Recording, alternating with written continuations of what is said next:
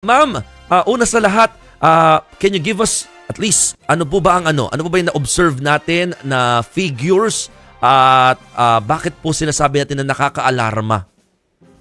Yes, usually kasi like in 2016, 2015, we were seeing an increase na pagtaas ng ating mga bagong pasyente na nagda-dialysis, mga 15% lang. And when we asked for the new data from the Department of Health, nakita natin na ang taas-taas na ng mga numero ng mga pasyente na nag-uumpisa ng dialysis, mga 35,000 na. Eh dati po sa 2016, mga 21,500 lang. So ang pagtaas na ito is very concerning. Ang concern lang naman po natin is number one, bakit tumataas? Kailangan po mas maging aware ang ating mga kababayan about kidney disease para pumunta sila sa doktor at maumpisahan na sila sa mga gamot. At saka number two, para sa ating mga healthcare providers. Kasi pag dumadami ang ating nagda-dialysis, kailangan handa tayo. We have the dialysis centers that are available para they can be treated. Yun lang naman po. I see. Ma'am, linawin lang po natin, nagklaruhin, no? Yung 42% increase or yung 40% increase po na nakikita natin, this is not just sa NKTI, this is sa whole country po natin, sa Pilipinas, no? Yung mga nag-uumpisa ng mag-dialysis. Tama ho ba, ma'am? Tama po yun. Okay. Ma'am, based on your parang study and so far, siguro mga nakakalap po na datos, bakit nga ba tumataas? Yes, kasi ang number one cause ng para bakit nagda-dialysis ang ating mga tao ay number one, diabetes. Number two po, high blood pressure. Number three po, inflammation of the kidneys, pamamaga ng ating mga bato. Yung diabetes po at saka high blood pressure, mga sakit yan sa mga pamilya. Kunwari, mga kapatid mo may high blood, mga magulang mo may diabetes, buong pamilya na may risk na magkaroon ng diabetes. So, pamilya yan. It runs in families. Kaya, dumadami po. There is a global pandemic on diabetes. It's a lifestyle disease. So, ang nangyayari, ang kinakain natin, hindi masyadong healthy siguro, palaging prito, palagi ng maalat or matatamis. Mga Pilipino, di ba, gusto po natin ng matamis ang ating pagkain. So, hindi po yon maganda over the long term. Maraming pasyente nagiging diabetic na at nagkakaroon ng high blood. At kapag hindi ho ayos ang paggagamot sa kanila, isa pong komplikasyon ay magkakaroon po sila ng kidney disease at baka kidney failure and mangangailangan sila ng dialysis. Kaya po tumataas.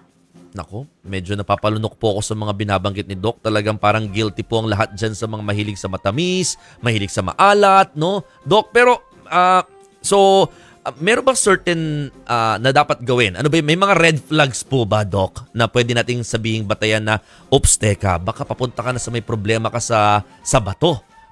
Yes. Meron ba mga ganun po tayong pwedeng makita o maramdaman para magpa-check up na tayo, if ever? Opo, Mon, that's a very important question. Kailangan po alamin natin, meron ba tayong high-risk factors na magkakaroon ng kidney disease? So, sino po itong may mga high-risk factors? Number one, kung may diabetes ka. Number two, kung may high blood ka na. And number three, kung meron kang kamag-anak na may ganon or nagda-dialysis. Kapag ganon, high risk ka na magkaroon ng kidney disease, kailangan nagpapa-check up ka na maski every year. Once a year, you have to check your fasting blood sugar kasi baka diabetic ka na. Check po yung creatinine. It's a blood test po to detect kidney disease. Urinalysis, examination sa ihe. Tapos i-check yung blood pressure ninyo. So ito yung mga kailangan nating gawin para maiwasan at hindi tayo magkaroon ng kidney failure. Okay. Sige po. May ilang mga pasyente kasi, Doc, na maingat naman daw sa katawan pero biglang nagkakaroon ng CKD. Ano po kaya mga posibleng dahilan yan? At saka paano kaya may iwasan yun, Doc? Baka may diabetes sila. Baka nga, no? Baka meron pong family records. Yung mga sintomas kasi ng may kidney disease, hindi hindi masyadong different no sa ibang mga sakit. At saka very general lang. For example po, namumutla, napapagod, sumasakit ang mga binti, namamaga ang paa, minsan po namamaga around the eyes. So, very non-specific. So, akala lang ng mga pasyente natin, ay, pagod lang ako, ay, hindi lang ako nakatulog ng mabuti. Tapos, yun na pala yung mga sintomas.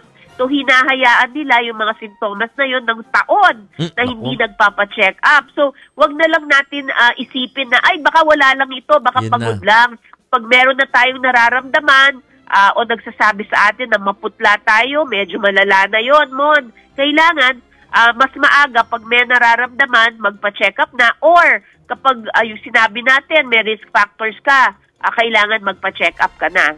Opo, kasi nga mga kapatid, underdiagnosed ba tawag doon, Doc? No? I mean, hindi, walang yung chronic kidney disease, yung mga early stage, parang wala ring sintomas yun eh. Yes, walang-wala talaga. Nako mga kapatid. Meron pong nababasa kami sa mga article, Doc Romina, na pag mainit, kailangan mag-ingat din daw pala. It may be a possible factor also of having kidney problems. Ang epekto ng pag mainit, nadi-dehydrate po tayo, nakukulangan po tayo ng tubig sa katawan. Yun yung ayaw na ayaw ng ating mga bato. Kailangan maganda yung pagka-hydrate natin. Pag mainit, nasa labas tayo ng ating mga bahay. We are always sweating. Nawawalan tayo ng tubig sa katawan, tas hindi pa tayo umiinom. Kung meron tayong sakit sa bato, lalala ito, hindi po maganda. Para po alagaan ng ating mga bato, kailangan umiinom tayo ng marami. At least 8 glasses of water a day ang maganda, as long as we don't have kidney disease. Minsan kasi, Mon, kapag late stages na ng kidney disease, nagmamanas na yung pasyente, kailangan ililimitado na ng pasyente yung pag-inom ng tubig. Pero kapag normal pa tayo, early stages, kailangan umiinom para hindi lumala ang ating mga kidney problem. Diyan ako babawi. Malakas ako sa tubig eh. Maganda yon, maganda. Dapat hindi lang para mas madali matandaan siguro, Doc, mga 2 litro ng tubig or baka mahigit pa, 3 litro yata maganda. Kasi baka hindi nila mabilang yung 8 glasses o yun. Wag soft drinks na litro, mga kapatid. Tama. Pero, Doc, you are also parang, kasi ngayon po mga kapatid ay National Kidney Month. Parang kasama din po sa mga naging pahayag po ninyo ng NKTI na nag-a-appeal pa rin tayo sa PhilHealth na sana mataasan pa rin po yung PhilHealth package. Pero di ba nataasan na po ito? Ngayon ho, sa hemodialysis, it's 2,600 per session ng hemodialysis. At that's hemodialysis na 3 beses sa isang linggo. So maganda yon kasi that will provide adequate dialysis para sa pasyente. Then meron po tayong peritoneal dialysis, ibang klase naman, yung ginagawa lang sa bahay. Tinuturuan natin yung mga pasyente, sila ang nagdadialysis sa sarili nila.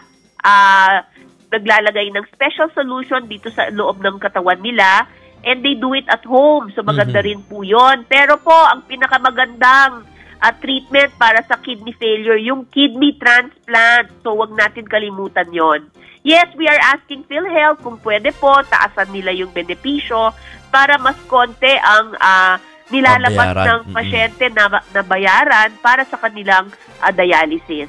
Oo, kasi kahapon po may mga na-interview din kami ng mga nagda-dialysis talaga wala na, hindi na nila kayang makapagtrabaho, mga kapatid. No? So talagang yung tulong na ito ng gobyerno, malaking bagay para sa kanila. Panghuli na lamang, Doc, paalala, no? Hindi lamang ngayong National Kidney Month, dapat talaga ito matandaan kung pwedeng tinatakot na po namin kayo, mga kapatid, kasi hindi biro yung ganitong klaseng sakit. Please, Doc. Yes, June ho, sineselebrate po natin yung Kidney Month. So, pangalagaan po natin ang mga bato natin. Alamin natin ano ba ang function ng ating mga kidneys. Kailangan umiinom ng marami, kailangan healthy lifestyle, huwag masyadong maalat ang pagkain, huwag palaging matamis, nasa sa ayon lang dapat. At dapat nag-e-exercisyo tayo. Sana hindi tayo masyadong tumaba, yung tama lang. para ang ating mga bato, pangalagaan, and kailangan magpa-check up po tayo, especially kung meron tayong diabetes, kung may high blood tayo, at kung meron tayong kamag-anak na may ganitong sakit, kasi baka tayo magkaroon din. Malaman natin agad kung meron tayong sakit na ito. Kasi meron na tayong mga mabibisang gamot para hindi po lumala ang ating mga kidney. Opo, Doc, sorry. Hahabol lang ako ng tanong kasi we are saying na tumataas pa yung mga bilang ng mga nagpapadialysis, nag-uumpisa magpadialysis. Kumusta po sitwasyon sa NKTI? Nagkakaroon po ba ng problema in terms of volume ng mga pasyente? Well, sa NKTI palagi ho tayong puno. It's very hard to get a slot po sa ating hemodialysis kasi it's always full. Konti lang po ang lumalabas sa ating hemodialysis na chronic patients. Pero yung peritoneal dialysis, yung binanggit ko kanina, it is done at home. So kahit ilang daming pasyente, pwede pa ho natin gawin ang peritoneal dialysis. Sa NKTI, we have about 350 chronic hemodialysis patients. Ibig sabihin po, dumadating sila sa NKTI mga 3 times a week para sa kanilang dialysis. Pero yung peritoneal dialysis, we have 1,000 patients po on peritoneal dialysis kasi sa bahay lang. Bahay lang. Oo. Yun. So, na-handle pa naman. Pero yun nga, naku, puno pala palagi. Sige po, sana talagang, ano ba dapat solusyon? Madagdagan pa ba ulit? Pero nagdagdag na rin yata kayo ng mga, ano po dyan slots, di ba? Opo, so na pinaplano po ng NKTI, magpapatayo po tayo ng isang gusali and ito we will provide 200 hemodialysis machines. Naghahanda na tayo kasi over the next years baka tataas pa ang ating pangangailangan ng hemodialysis. So pinaplano na po yun. Baka malapit na po tayo mag-groundbreaking sa building na ito. So hinahanda na po natin ng NKTI para sa mga pasyente. Looking forward to that. Thank you po sa inyong oras, Dr. Romina Dangilan. Thank you, ma'am.